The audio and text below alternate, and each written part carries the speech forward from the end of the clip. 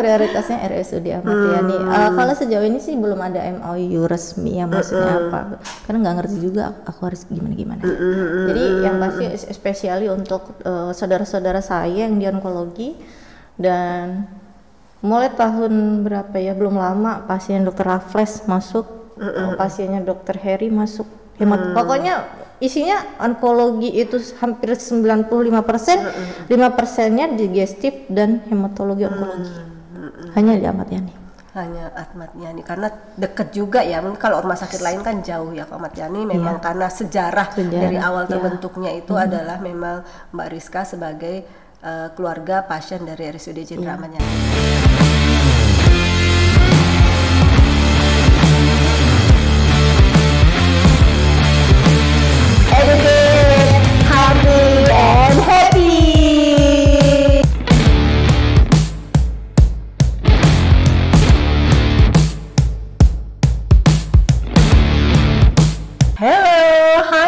Sahabat podcast, jumpa lagi dengan podcast kesehatan yang cetar membahana di seluruh Nusantara. Apalagi kalau bukan Edumi Podcast. Sahabat Edumi, di pagi yang cerah ceria ini kita akan menghadirkan satu orang narasumber dari luar RSUD Jenderal Ahmad Yani Kota Metro.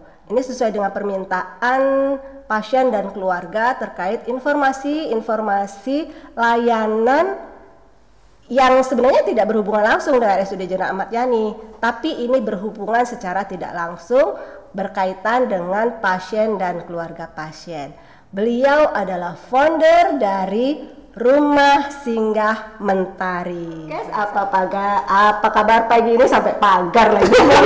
Saking saya ya grogi di hadapan founder Rumah Singgah Mentari hari ini. Nah, dibuka guys. Spill tadi ya, kita hari ini akan ngobrol dengan founder Rumah Singgah Mentari. Apa sih itu Rumah Singgah? Kenapa namanya jadi Mentari?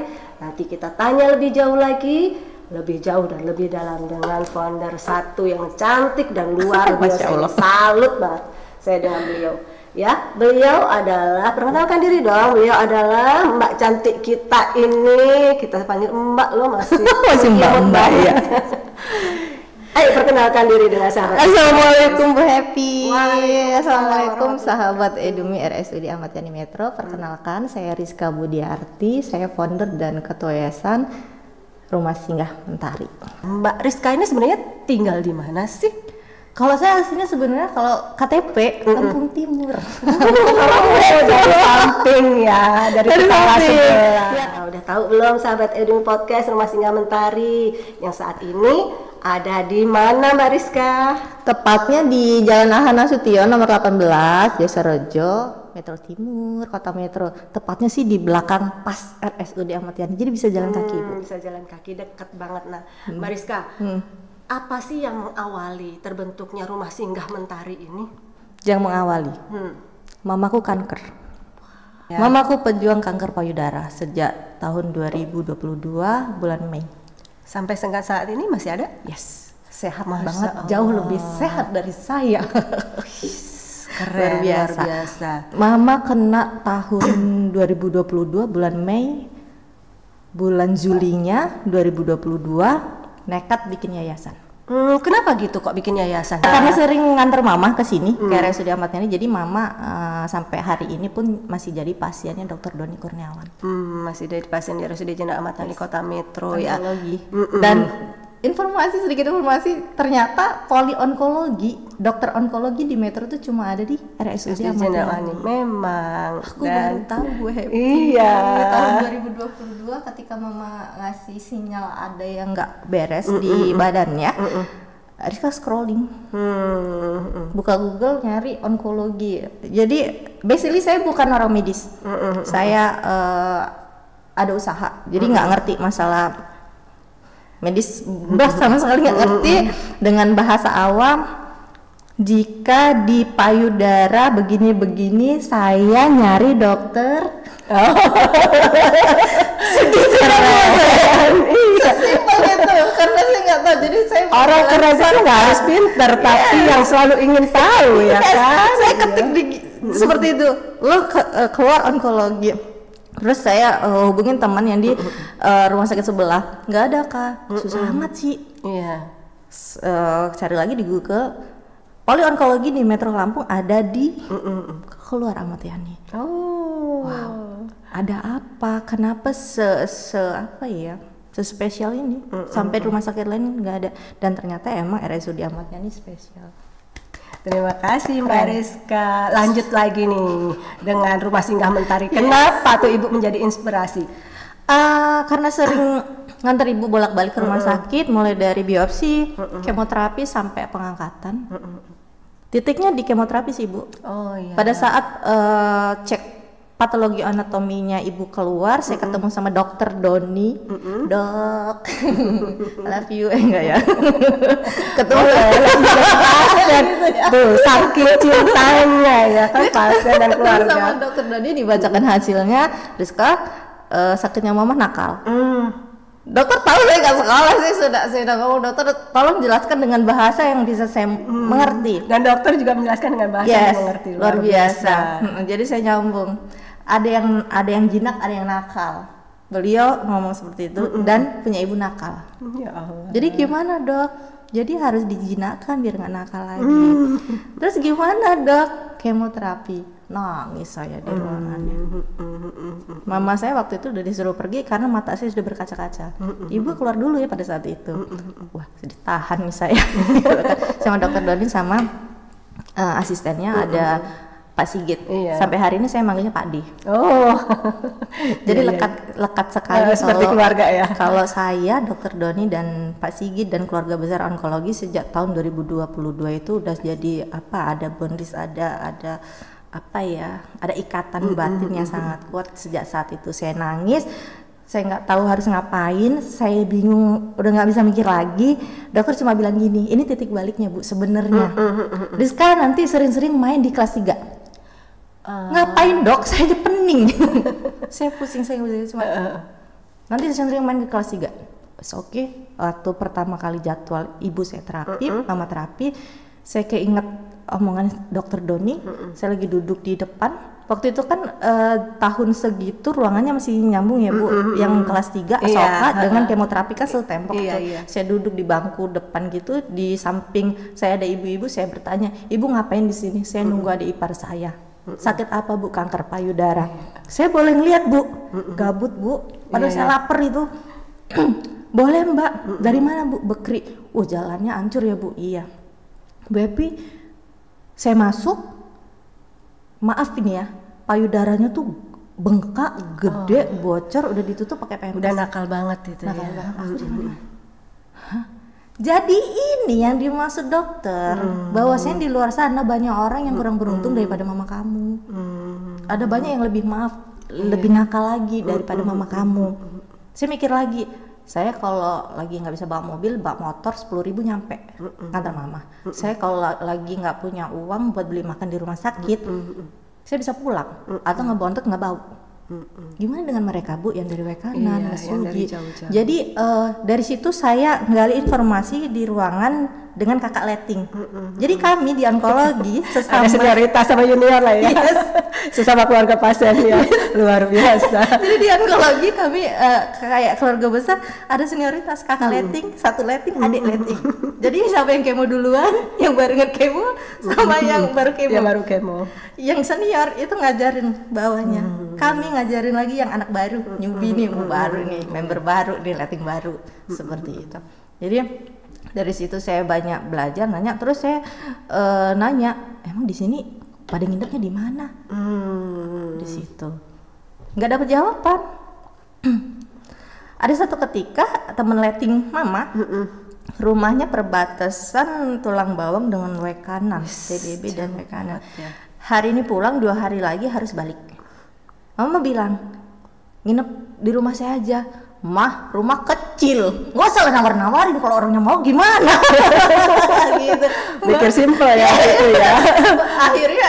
akhirnya si bule sampai hari ini waktu itu nginep di rumah.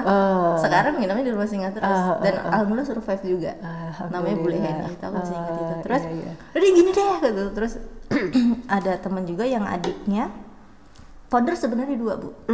Cuma karena sesuatu dan lain hal, karena pekerjaannya pasti. Kalau dia kan kerjanya bisa sana sini, kalau beliau saklek kerjanya PNS kan. Harus full time ya, nggak bisa. Beda apa kita yang bisa loncat sana sini, mundur. Gitu. Adiknya sesama CA Mamai juga, sesama pejuang juga bilang, ayo kita bikin rumah singgah. Kita nggak langsung Rizka iyain. Ibu, logika tanpa logistik itu bohong. Iya betul. Kalau cuma iya aja gitu. Siapa sih yang nggak mau berbuat baik? Balik lagi, butuh modal. Gak bisa. Kita harus lagi. Kalau kita sudah ngebuka, ayo, ini orang nggak bakal berhenti nih minta tolong sama kita. Kalau sekali kita bilang iya, terus. Dan itu yang harus kita komit ya. Membuka itu mudah, tapi menjaga. Kita ngerawatnya itu yang nggak baik. Banyak orang yang tidak menyelesaikan apa yang mereka sudah dimulai. Iya betul. Itu satu PR. Terus saya ngerenung sehari 2 hari, dia ngirimin linknya itu tentang rumah teduh Iin di Bandung. Sama rumah singgah yang lain yang ada di luar sana. Dan Iin itu bukan siapa-siapa juga, orang biasa, hampir sama kami gitu. Bismillah ya kata gitu. Oke. Kami nyiapin rumah bedengan 1 bulan. Pada saat itu kami sewa 600.000. Uang pribadi? Yes, untuk awal. Luar mau minta biasa. siapa Bu? Belum punya teman. Emang teman mau langsung percaya ngasih? Enggak. Gitu. Jadi kami patungan. Lu punya duit berapa? Segini. Oke. Ini kalau mentok gue minta bapak gue ya. Kadang sampai mentok gitu Bu. Maksudnya butuh 600 minta duit 300. Patungan. 300 bayar. Sebulan. Yes, kita dan sama pemiliknya boleh kita bayar bulanan. 1 nggak cukup, ngambil 2 bedeng. 1, 2 nggak cukup, ngambil 3. Di mana itu awalnya? Di belakang pasar Tejo Sari. 24 Tejo Sari. Tejo Agung. Ya. Kalau yang pertama Tejo Agung di belakang pasar ayam itu. Oh, di belakang pasar ayam. Awalnya di sana. Karena mau langsung stay di sini nggak mungkin Bu. Ya itu perjuangan awal ya. Dengan modal 600 itu ya. Keren. Itu lebih seru sih, jadi fondasi tersendiri gitu. Jadi kita nggak munafik, kadang juga ngerasa capek. Tapi keingat perjuangan di awal, bangun fondasi sama teman-teman volunteers di bawah itu luar biasa. Dan selama saya masih berdiri, selama saya masih sehat, insya Allah rumah itu akan tetap ada. Luar biasa ya sahabat Edumi. Modal 600 dari uang pribadi untuk dialokasikan mulai berjalannya rumah singgah. Uang pribadi sahabat Edumi, hari gitu di tahun 2022 itu banyak tiap bulan. Bukan setahun sekali, tiap bulan. Hitung aja tuh, setahun udah berapa, luar biasa. Ini memang ide yang gila kalau kata saya ya. Ide gila yang luar biasa. Simple. Kuncinya cuma 1, mau apa enggak? Itu sih. Nggak bisa berkata-kata saya sahabat Edumi. Ini memang sesuai dengan prasangka saya. Tadi sebelum podcast ini ya Mbak, saya udah ngobrol-ngobrol tuh sama Mas Arif. Gila ini pokoknya. Kalau dengar ceritanya saya kayak bisa ya gitu, luar biasa. Tapi benar, cerita awalnya seru ya. Seru kan? Cerita di balik rumah singgah Mentari ya. Ternyata ada inspirasi dari ibu dan ibu-ibu yang lain yang berada di balik amanah yang diberikan kepada mereka ya. Itu menjadi inspirasi yang luar biasa. Di sela-sela air mata, di sela kesedihan bisa memunculkan sebuah ide untuk membangun sebuah rumah singgah yang bermanfaat bagi sesama. Nah, apa sih Mbak itu Mentari? Kenapa kok namanya Mentari? Punya usaha namanya Mentari. Bukan Mentari Mat punya UM ya. UM Mentari Mat kan.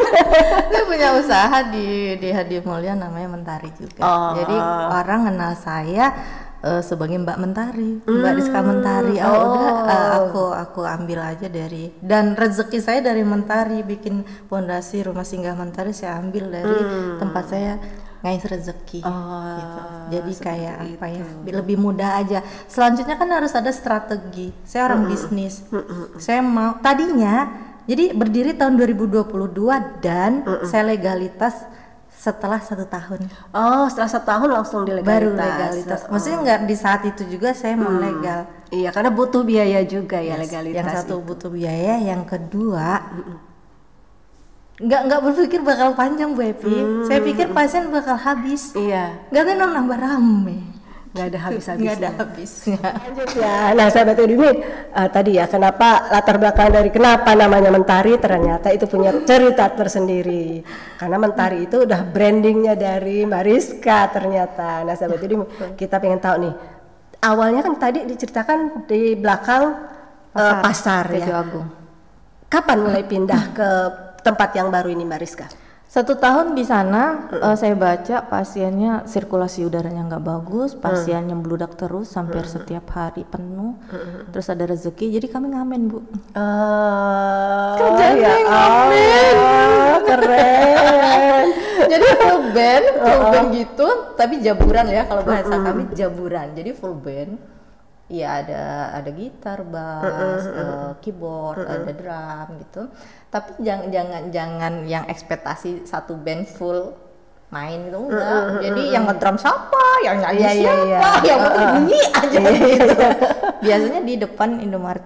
Di Indomaret kayak McD gitu-gitu kami ngamen, kami dapat uang itu untuk operasional. Kami kumpulin dalam 1 tahun, pindah di depan rumah, di depan Polsek Metro Timur, menjauh lagi dari rumah sakit. Cuma dia kayak villa kan, Bu, di tengah sawah itu, jadi hening, anteng gitu, dengan biaya tahunan. Lebih gitu. Besar jadi lagi. Sebelum ke tempat yang ini ada tempat kedua. Ada. Ya. Di situ malah peresmiannya, peresmian yayasan di situ, dan dihadiri oleh bapak pembina kita. Tapi pada saat itu belum jadi pembina, masih jadi wakil wali kota. Bapak. Ya jadi waktu peresmian itu kami undang, sebenarnya yang kami undang adalah wali kota, karena basically kan bapak dokter ya, iya, Pak Wahdi pada saat itu, ya. Terus Qadarullah yang datang bapak wakil, dengan history beliau ngerawat ibu almarhumah yang pejuang CA juga puluhan tahun, 28 tahun. Masya Allah, iya 28 tahun. Jadi saya nunggu bapak di gerbang pada saat itu di rumah singgasana waktu masih di sana. Jadi cuma masih lihat-lihatan, Bu, sama bapak, salaman, lihat, nangis. Karena merasa senasib sepenanggungan itu. Pada saat itu hari pertama saya ketemu bapak. Bapak hari pertama juga ketemu saya, nggak banyak ngomong, nggak banyak ngobrol, cuma lihatan, nangis, udah. Nggak tahu mau ngapain lagi, air mata kami udah habis sudah. Kami hahi tapi dalam hati. Jangan dong gitu. Maksud nggak sih, Bu? Iya. Aku setiap hari itu kayak dapet trigger. Aku paling takut denger suara dering telepon tengah malam. Iya. Nggak munafik gitu. Itu aku denial banget kalau masalah itu gitu. Dan sampai mamaku begini, dengan sampai aku dapet telepon tengah malam dari, kan pisah aku dari rumah sendiri, mama sendiri gitu. Kami tiap hari itu dihantui itu loh. Tiap hari, setiap detik kami dihantui rasa takut itu gitu. Mungkin si pasiennya biasa aja, dia bisa lebih berdamai dengan dirinya. Kitanya, Bu, itu yang apa ya, kalau ada yang nanya kenapa sih bikin rumah singgah, satu karena mama, yang kedua dapat apa kamu, dapat apa, saya dapat mamaku sehat. Rumah singgah adalah bentuk ikhtiar saya merayu Tuhan untuk memberikan kesembuhan untuk mama saya. Bu, kalau saya disuruh puasa nggak kuat, Bu. Kalau suruh sholat lebih dari 5 waktu, saya juga nggak bisa, belum setaat itu. Saya punya jalan lain yang saya kira saya mampu, gitu. Makanya saya ngerayu Tuhan. Terserah orang mau bilangin saya apa, bla bla bla. Dapat apa? Yang gaji siapa? Gaji langsung dari sana. Gaji saya nggak bisa ditukar dengan nominal berapapun. Tuh, lihat orangnya sekarang. Jadi seperti itu. Jadi mau kayak apa juga. Dan terpuruknya pernah sekali. Waktu ibu nggak ada, Bu Asih. Aduh, Bu, saya sepanjang jalan itu nangis. Sudah, ya gimana? Separuh saya nggak ada, separuh yang ngasih saya support nggak ada gitu. Oh ya sudah gitu. Tapi ya Allah mungkin lebih sayang ya, lebih ke situ. Dan masih banyak lagi Bu Asih lain yang saya tangisin sampai hari ini gitu. Itu saya sampai dipanggil sama asisten dokter, saya dimarahi. nggak boleh seperti itu, karena bakal nguras energi banget. Jangan ngabisin energi untuk satu orang pasien. Balik lagi, saya basically bukan orang medis, bukan dokter, bukan perawat, dan yang ini hal yang sangat-sangat baru, dan saya rasa tidak ada satu orang manusia pun yang terbiasa dengan kematian. Iya. Dan semua orang, sesiap-siapnya orang pun pasti akan tidak siap. Iya. Ditinggalin. Iya, betul ya. Di balik itu semua sahabat Edumi, bahwa kita akan diberi amanah, diberi oleh ujian oleh Allah, itu memang sesuai dengan kemampuan kita masing-masing. Dan ujian yang diberikan Allah kepada Mbak Rizka dan teman-teman di sana malah menjadi sebuah inspirasi terbentuknya sebuah rumah singgah yang diberi nama Rumah Singgah Mentari. Nah, tadi kan Mbak Rizka sudah menceritakan bahwa pada tahun 2023 yaitu mulai diresmikan secara legal Rumah Singgah Mentari. Nah, saat itu siapa Mbak yang berada di balik semua Rumah Singgah Mentari itu, Mbak, selain founder Mbak Rizka? Ada teman-teman volunteers yang mohon maaf tidak bisa disebutkan satu persatu. Yang pasti itu mereka sudah ada di akte legalitas, cukup di sana dimasukin map, kata mereka seperti itu. Terus ada peran Bapak yang luar biasa, Bapak Komaru. Jadi Bapak Komari di situ setelah peresmian itu langsung daulat menjadi salah satu kekuatan, iya, karena ya Bapak pengalamannya banyak, bukan masalah pengaruh, tapi lebih ke pengalaman dan hati. Yes, mendampingi ibu yang luar biasa. Paham sekali, paham, bahkan ketika kita diem, saya diem pun Bapak tahu. Udah hati yang bicara ya intinya. Bapak tuh jarang juga, maksudnya jarang hubungin gitu, paling kadang ngintip story. Kalau lagi storynya lagi maut pasti nelfon. Ketahuan deh sama Bapak, aduh lali lagi hack gitu kan. Udah, kami kalau sama Bapak udah seperti anak dan orang tua gitu, dan beliau orang tua yang sangat ngerti sama anak-anaknya. Fair, kita makan bareng-bareng, makan di rumah singgah, alat perabotan makan masih nggak kayak kita. Beliau itu kalau lagi sama kami tidak menunjukkan kalau beliau pejabat. Bapak kalau datang ke rumah singgah sebagai bapak, bukan sebagai wakil wali sebagai kota. bagian dari rumah singgah. Bahkan ketika beliau menjaga banget yang namanya penggunaan kekuasaan, kewenangan itu beliau benar-benar nggak mau. Benar-benar nggak mau. Ibu, kalau kami mau main seperti itu, udah kaya yayasan Bu. Waktu beliau masih menjabat, sudah kaya, kami nggak mau. Berarti pembiayaan pendanaan ini benar-benar murni, Pure nyari sendiri. Donatur Tetap? Ada. Kalau tetap sih nggak ada. Nggak ada. Someday aja. Tempe, tahu, bahan-bahan mentah, beras, gitu. Banyak Bu. Operasional itu ya, Jadi, luar biasa. Selalu ada rezeki. Ya. Salah satu yang ngasih approve pada saat itu, ketika saya sudah mengiyakan, saya sama teman saya yang ngajak tadi, saya hubungin salah satu sahabat saya. Pada saat itu beliau sedang bertugas di RSCM, teman kecil, anaknya ketua MK. Keren ya sahabatnya ya. Temen yayasan Mentari ya. Namanya Dr. Jessica. Beliau spesialis anak. Dia cuma bilang sama beliau, kayak panggilannya Eci, kayak mana ya Ci? Kan beliau yang di kota besar tuh, yang lebih familiar banget, sudah banyak menjamur. Kalau cuma rumah singgah. Ci, tapi kan di Metro cuma gue aja. Mulai aja dulu, kayak gitu. Mulai aja dulu. Nanti energinya pasti ngikut. Yang penting kamu jaga frekuensi energi kamu. Semangat dari luar yang luar biasa. Iya. Ya. Karena kalau di Metro Bu, kita sebagai pionir. Di Metro sampai hari ini kita Rumah Singgah Mentari itu satu-satunya yang ada di kota Metro. Iya, satu-satunya ya sahabat Edumi, dari 2022 sejak dibentuk sampai hari ini satu-satunya rumah singgah adalah Rumah Singgah Mentari. Dan kita dari 2023 itu legalitas sudah dapat, langsung Rizka daftarin di Dinas Sosial Bu. Jadi kita juga punya izin operasional sebagai lembaga kesejahteraan sosial. Jadi ada payung hukum dan ada Dinas Sosial. Aman lah ya, artinya secara aman. Karena balik lagi, berbuat baik saja itu tidak cukup. Betul. harus memang di backing oleh hal-hal yang bisa mengamankan harus, kita juga. Harus jadi safety. Kita istilah berperang tuh kita harus pakai full APD baru kita lawan. Iya.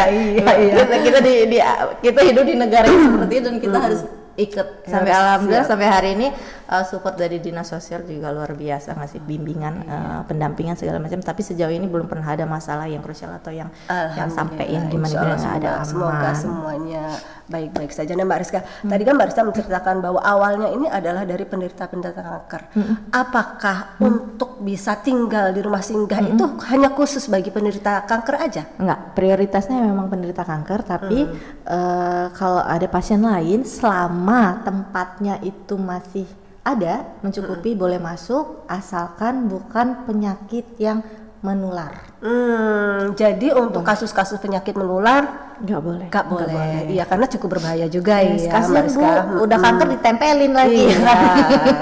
Iya. Jadi sahabat Edumi, kasus penyakit apa saja boleh kecuali penyakit menular itu tidak boleh. Karena kita belum tahu juga protokolnya segala macam ya.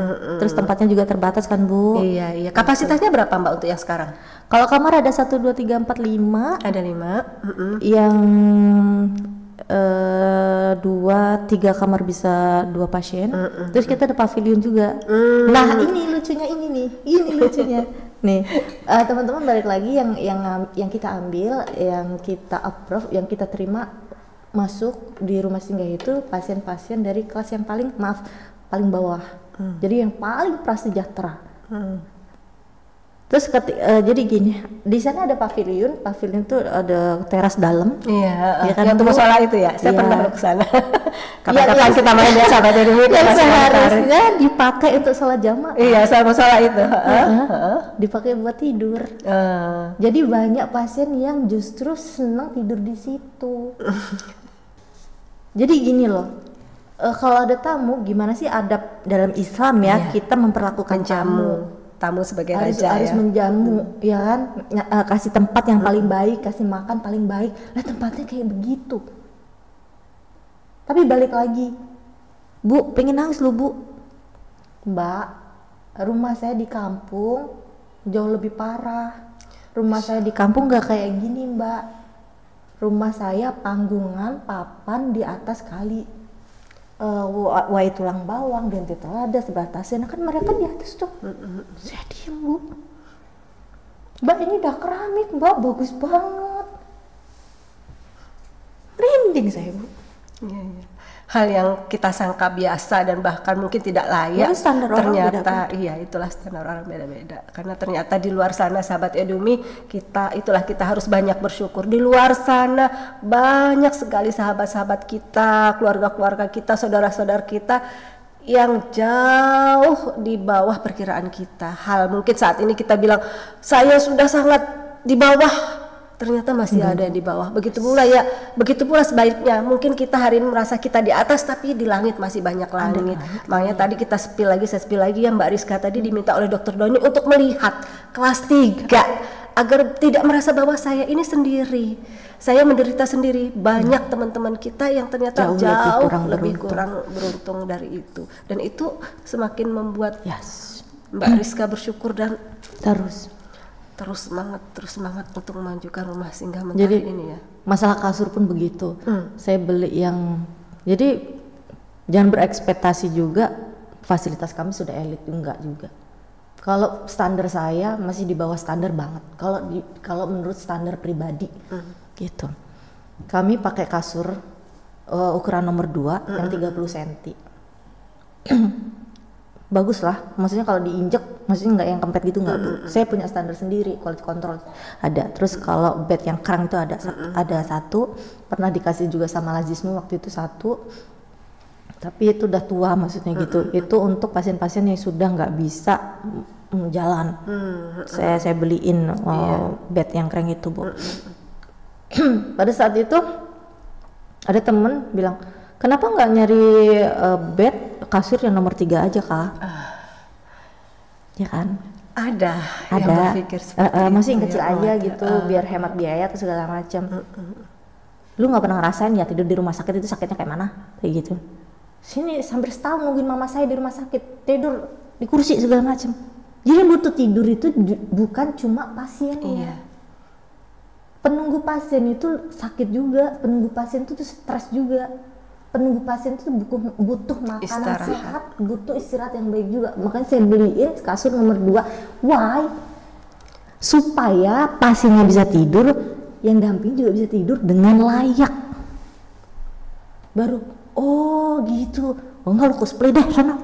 Apa ya Bu, banyak sebenarnya kalau orang mikir orang-orang itu beliau-beliau itu para pasien dan pendampingnya itu yang dapatkan banyak hal dari rumah singgah, sebenarnya no, bukan. Yang dapat banyak hal itu saya ngeliat bagaimana seorang anak yang begitu berbakti sama ibunya, cowok bujang, harusnya sudah wayah nikah sampai nggak mikir nikah, badannya tatoan, tiap hari ngelapin maknya. Makanya jangan menilai dari case-nya orang. Kadang aku godain gini, lu kalau lagi ngelapin emak lu, tato lu luntur nggak? Gitu. Pinter juga dicandain. Mama makan apa? Suapin, dielapin. Masya Allah Bu, orang luar kanan. Hal-hal yang seperti itu yang mahal menurut saya dan nggak bisa diganti dengan nominal berapapun. Kalau mau ngegaji saya, kamu tak gaji ya 1 bulan misal 15 juta, tapi kamu tinggalin rumah ini, saya nggak mau. Ada hal-hal yang lebih mahal. Pelajaran hidup ini luar biasa mahal yang tidak bisa kita dapatkan. Saya sampai bilang sama almarhumah Ibu Sutarsi, Mama dulu ngasuh Medi kayak mana sih? Sampai segitu. Udah meninggal jadi ibu ini? Saya banyak banget Bu. Waktu koma itu saya masih datang ke sini. Saya pegang tangannya, saya bisikin, Mak bangun ya, pulang lagi ke rumah singgah ya. Masih bisa balas, remasan tangan saya. Tapi dalam keadaan sudah nggak sadar, udah setengah tidur gitu. Udah gitu. Tengah malam Medi nelpon, positif ini udah. Makanya saya trauma banget. Trauma dengan telepon tengah malam. Terus ada yang kemarin yang lebih tajam lagi, saya ulang tahun setiap Desember, setiap Desember itu saya beli bunga astar putih untuk diri saya sendiri. Saya nggak nunggu dikasih orang, nggak ada yang ngasih soalnya. Jadi saya beli. Mas Arif siapin ya astar putih ya, kita belikan untuk Mariska selain ini. Cuma 20.000 padahal nggak ada yang ngasih. Ya udah saya beli sendiri. Itu sih setiap Desember saya beli astar untuk diri saya sendiri. Kenapa? Tenang aja Mariska. Kenapa gitu beli sendiri? Nggak nunggu Mas Arif beliin tuh. Sebelum orang lain ngasih saya bunga di hari kematian saya, nantinya saya ingin memberi untuk diri saya sendiri.